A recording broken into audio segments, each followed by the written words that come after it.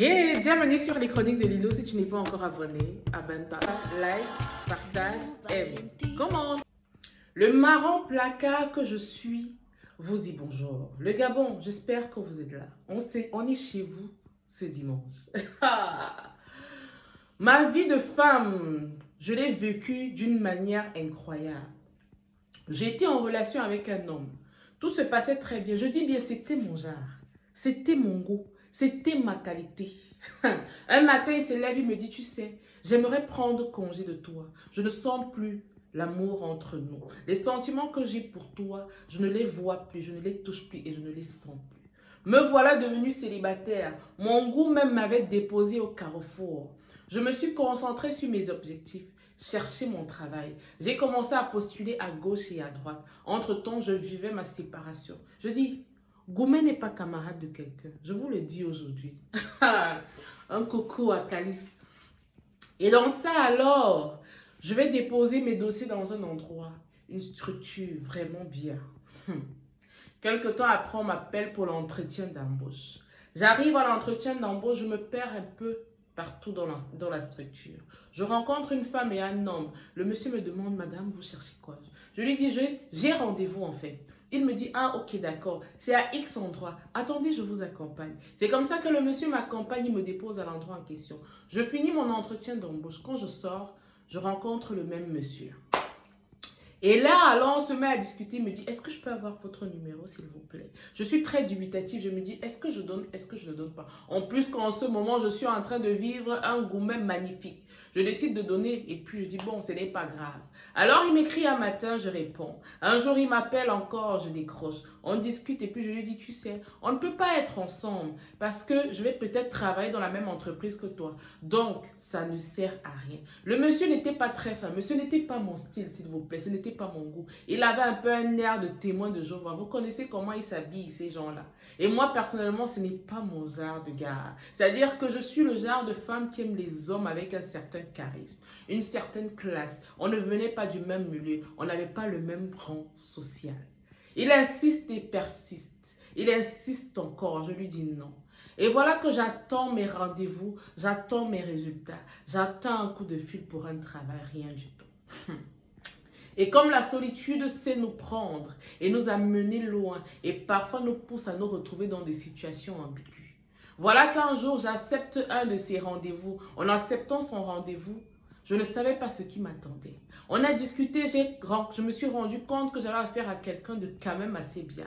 Il était pas mal. Je dis, ok, on peut faire quelque chose. On décide donc de s'installer ensemble. On décide de vivre notre relation. Il me fait comprendre qu'en ce moment, il est papa, mais qu'il n'est plus avec la mère de l'enfant.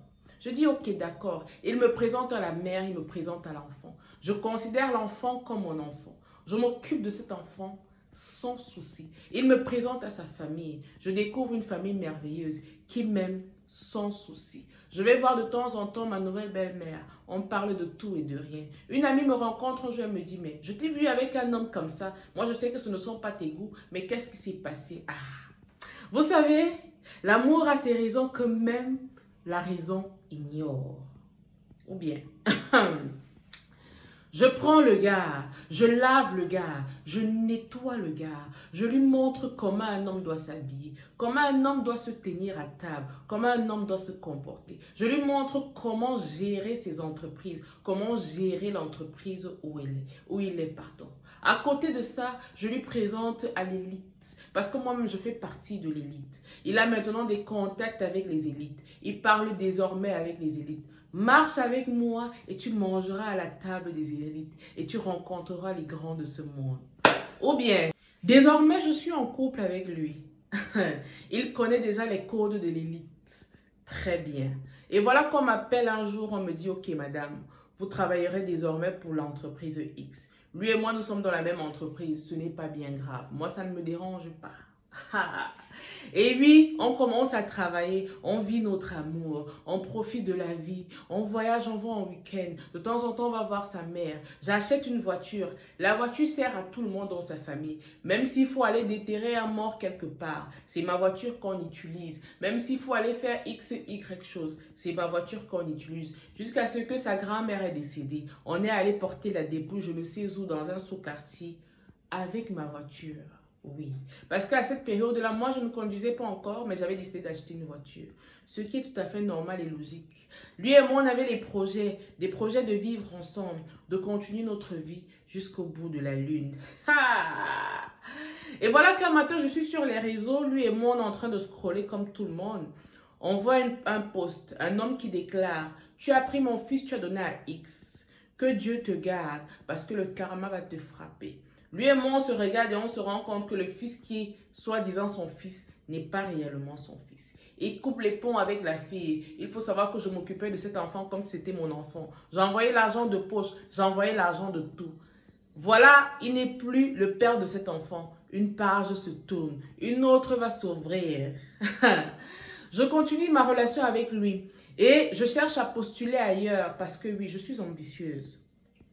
Je me dis que bon, il faudrait que je parte d'ici, que je trouve un autre boulot ailleurs. C'est comme ça que je postule ailleurs. Quand je postule ailleurs, je suis très vite prise. Je travaille dans une autre structure et je suis encore mieux payée là-bas. Et de là alors, j'achète une deuxième voiture. Ça fait que lui et moi, chacun maintenant a sa voiture pour aller au travail. On décide de s'installer ensemble. Vu que j'avais mon appartement et lui aussi son appartement, on se dit ok, on va vendre certaines choses, on va mettre certaines choses de côté pour au moins se libérer. Voilà qu'on est maintenant ensemble dans la même maison. On vit notre amour, tout se passe bien. Comme dans tous les couples, il y a toujours des petits problèmes ici et là. Je commence le travail, un matin il me déclare, tu sais, j'ai rêvé que tu sortais avec ton boss et franchement ça ne m'arrange pas. Est-ce que ton boss est jeune? Est-ce que ton boss est vieux? Décris-le-moi, je voudrais savoir. Je lui dis comment mon boss est, je lui dis mais ça ne me regarde pas. En plus de ça, je ne suis pas en couple avec lui, c'est avec toi que je suis en couple. Où est-ce que tu vas chercher ce genre de choses? Je tiens à préciser que l'homme avec qui je sors est dans une église réveillée. Et je crois que là-bas, ils ont parfois des visions, je ne sais pas. Je continue ma relation avec lui et lui de son côté continue de me dire, tu sais, cette histoire de travail-là, je ne sens pas cette histoire. Je ne sais pas pourquoi tu as accepté ce boulot-là. Mais ton patron ne me dit rien de bon. Je ne supporte pas le fait que tu sois dans ce boulot-là. Je lui dis, mais je ne peux pas quitter mon boulot. Il me dit, non, il va falloir que tu quittes ton boulot si tu voudrais que toi et moi on continue ensemble. Je lui dis, mais ce n'est pas possible que je quitte mon boulot. Quand même, on parle d'un travail que je viens d'avoir et en plus de ça, je n'ai pas de problème avec mon patron. Mon patron ne me fait pas des avances. Tu me fais confiance ou ça se passe comment? Ah, voilà les problèmes dans notre couple. On a des problèmes tous les jours à cause de mon nouveau travail. Moi, de mon côté, je ne peux pas quitter ce boulot-là parce que de ce côté-là, je suis très bien payée. En plus de ça, je ne sors pas avec l'homme en question. Un jour, il décide de venir me voir au boulot. Il décide de venir me chercher pour qu'on rentre. Et de là, il croise mon patron. Il est choqué, il me dit, c'est lui ton patron? Je dis oui, il me dit, mais il est très jeune. Mais comment se fait que tu as un patron pareil? Ce n'est pas logique que tu travailles dans un tel milieu avec un patron pareil. Ça veut dire qu'un beau matin, vous allez être ensemble. Je t'ai dit, j'ai rêvé que je t'ai vu avec lui. J'ai rêvé que vous sortiez ensemble. Moi, personnellement, ce travail ne m'arrange pas. Je lui dis, mais attends, arrête de rêver. Tu es lunatique. C'est quoi ce délire-là? Est-ce que tu peux te reposer un instant? Je ne sors pas avec lui. Arrête un peu. Les problèmes par-ci, les problèmes par-là. Je vais voir ma belle-mère, je m'occupe d'elle comme une belle fille doit s'occuper de sa belle-mère. Je prends soin d'elle, je lui donne de l'argent, je vais voir ma belle famille. Je suis partout en même temps, comme le mauvais esprit, parce que je suis désormais dans ma relation. Parce que le gars en question est devenu mon goût. J'ai lavé le gars jusqu'à ce qu'il est devenu mon genre et aussi devenu le genre de beaucoup de femmes. En tout cas, je continue ma relation avec lui. Les problèmes ne font que s'agrandir à cause de mon travail. Je ne comprends pas pourquoi. Et voilà qu'un matin, je vais au boulot, je reviens, on se prend encore la tête. Mais on essaye d'arranger les choses. On avait pratiquement fait une semaine dans la maison, 2 semaines sans se parler. Parce qu'il estimait que mon patron était trop beau pour que je travaille avec lui, les hommes. À s'imaginer toujours des choses incroyables. Ouh là là. Et alors, on finit d'arranger nos problèmes. En arrangeant nos problèmes, on passe à l'acte. Une nuit magnifique. C'est-à-dire que c'était magnifique. Les bisous par-ci, les je t'aime par-là. Tout était en accord. Nos corps étaient aussi en accord. On est allé au point d'être en extase. On est monté au 7e ciel. Ensuite, on est redescendu, on a dormi. Le matin, je me suis levée, j'étais très en joie. Lui de son côté avec sa voiture, moi avec ma voiture. Et je me rends compte que j'ai un pneu qui ne va pas bien. On décide d'appeler le mécanicien et tout. Tout se passe bien, je vais au boulot. Le soir, avant de rentrer, je reçois un message. Coucou bébé, ça va? Fais-moi signe avant de rentrer. Je dis ok, d'accord. Sûrement, comme c'est vendredi, on a notre petite routine. On va sûrement aller au restaurant. Avant de rentrer, je l'appelle. Je lui dis ok, je suis sur le chemin. Je vais rentrer. Il me dit d'accord. Je me gare à un endroit, je me dis sûrement il va me faire signe pour qu'on se retrouve à X endroit pour aller manger. J'attends pendant pratiquement 45 minutes, une heure. Je vois que le temps est passé, le temps du restaurant n'est plus là. Alors je vais faire 2-3 courses, on va faire un petit dîner en amoureux. Je fais les courses, je finis de faire les courses, j'arrive chez moi dans les 20h30 par là. Quand j'arrive, je trouve que l'appartement a été vidé de fond en comble. Tout ce que j'avais ou tout ce qu'il avait, il a récupéré tout ce qui lui appartenait. Il est parti avec. Je me suis retrouvée du jour au lendemain, seule avec un appartement à moitié vide. C'est quel gars ça? C'est quel villageois ça?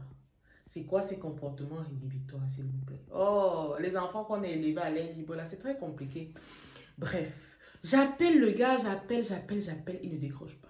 J'appelle, il ne décroche pas. Le lendemain, je vais au travail, je suis tellement perdue, je ne comprends rien. J'appelle au travail, il me dit, tu sais, je préfère que toi et moi, on s'arrête. C'est pour ça que j'ai décidé de prendre mes choses et de partir. Parce que franchement, le rêve que j'ai fait est un rêve qui veut dire beaucoup de choses. Et moi, je ne blague pas avec mes rêves. Regardez-moi quelqu'un, villageois va. J'ai pleuré tous les larmes de mon corps. Deuxième gourmet sur moi. Je pleure comme il n'est pas permis. 2 jours après, il revient pour me remettre la clé. En me remettant la clé, on a un rapport. Je me dis, ah, peut-être que les tensions se sont apaisées vu qu'on arrive à avoir un rapport. Le rapport se passe très bien. Je dis le rapport me va très bien, comme lui-même. C'est-à-dire que les cris et les gémissements... S'il y a des enfants sur mon TikTok ou alors sur mon YouTube, désolé. Après le rapport, je lui dis, tu sais, je t'aime énormément. Tu es entré dans ma vie comme une surprise et tu repars comme un voleur. Je ne comprends pas pourquoi, mais je voudrais te dire ceci. Sache que je t'aime et sache qu'il y a une femme quelque part dans le monde ou dans le Gabon qui t'aime et qui t'attend. Mon corps t'appartient. Je ne donnerai pas mon corps à un autre homme à part toi. Parce que tu es le seul homme que j'aime. La dame en question est brune. Hein? C'est une femme brune, je tiens à préciser, et très belle. Voilà que je lui ai donné mon corps. Il avait libre action sur moi. Ce qui se passait, c'est que tous les week-ends, il venait me voir. On dormait ensemble et il repartait. Moi, de mon côté, j'étais devenue comme ces fans derrière leur star. Dès qu'ils postaient quelque chose, je regardais. Les fêtes qu'il organisait, les sorties avec les femmes, les soirées entre amis. Il connaissait désormais l'élite, dont il n'avait plus besoin de moi. Moi, de mon côté, j'étais dans mon coin. Je l'observais, je le regardais tout ce qu'il faisait. J'étais derrière lui comme une sorcière parce que je n'arrivais pas à croire. Je suis allée voir sa mère, je lui ai dit, est-ce que tu ne peux pas parler à ton fils afin que les choses s'arrangent entre nous? Je l'aime énormément. Elle m'a dit, tu sais, c'est un grand garçon. Il sait ce qu'il veut, il sait ce qu'il fait. Je ne peux rien dire. La décision ne me revient pas. Je suis allée voir toute sa famille, ses frères, ses cousins, tout le monde. Personne n'a pu m'aider. Tout le temps, il venait me voir, on dormait ensemble, il partait. Celle qui était la titulaire était devenue le chat. Elle pleure qu'elle n'a pas le gars, qu'elle n'est pas la titulaire. J'espère que vous avez la ref. À côté de ça, je continue à avoir espoir.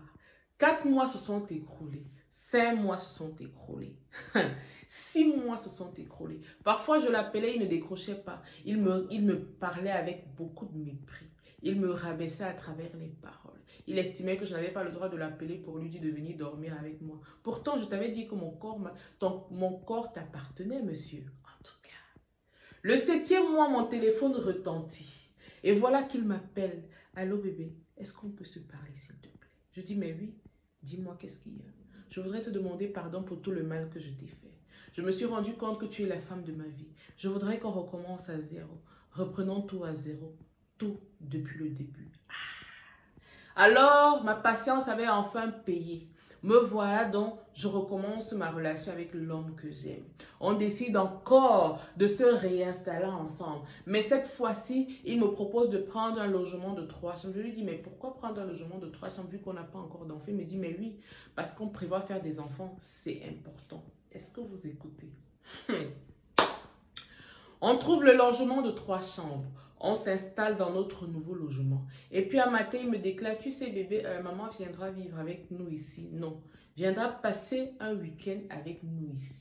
Je dis, ok, il n'y a pas de souci. En plus de ça, c'est ma belle-mère. Je l'aime bien. Asseyez-vous. Zone de turbulence.